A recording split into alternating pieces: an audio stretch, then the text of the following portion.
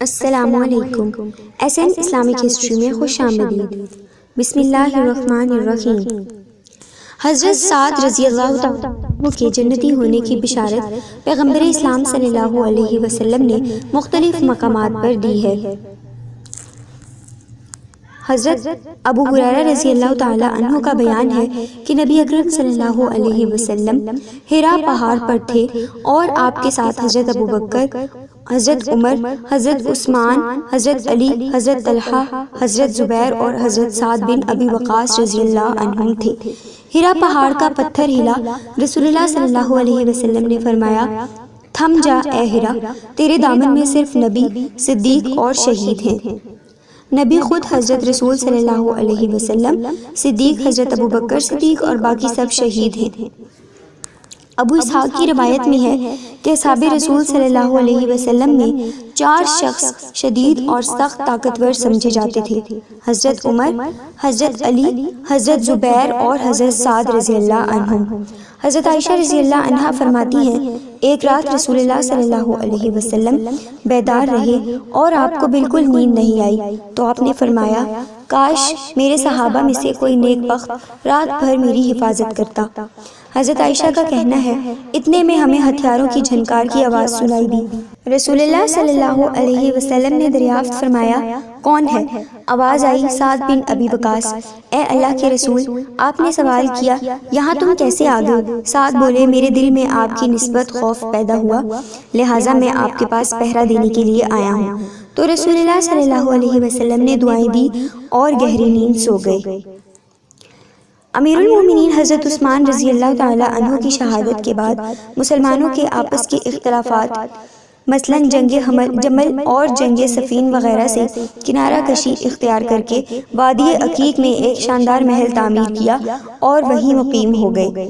حضرت سعد کے بھتیجے ہاشم بن عتبہ نے ان سے کہا، 1,00,000 تلواریں آپ کو خلافت کا زیادہ حقدار سمجھتی ہیں؟ جواب میں فرمایا، ان میں سے میں ایک ایسی تلوار کا خواہاں ہوں کہ اس سے مومن پر وار کروں تو کام نہ کرے اور کافر کو ماروں تو کاٹ دے۔ جبکہ خلیفۃ المسلمین حضرت عمر بن خطاب رضی اللہ عنہ آخری وقت ان کے لیے بطور وصیت یہ فرما گئے تھے کہ اگر سعد خلافت کو قبول کر لیں تو بہت اچھی بات ہے، ورنہ خلافت کے معاملے میں ضرور ان سے معاونت لی جائے۔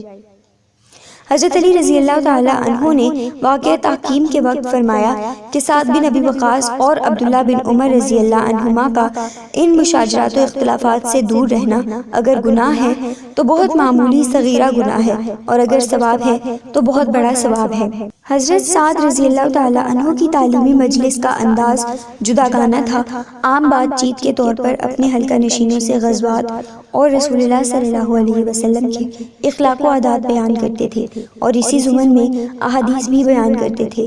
ان کے شاگرد بصر بن سعید کا بیان ہے، ہم لوگ حضرت سعد بن ابی وقاص کی مجلس میں بیٹھتے تھے، وہ عام لوگوں کی طرح باتیں کرتے تھے، واعظ بیان نہیں کرتے تھے، البتہ درمیان میں رسول اللہ صلی اللہ علیہ وسلم کی حدیث بیان کرتے تھے اور جہاد و اخلاق کا تذکرہ کرتے تھے۔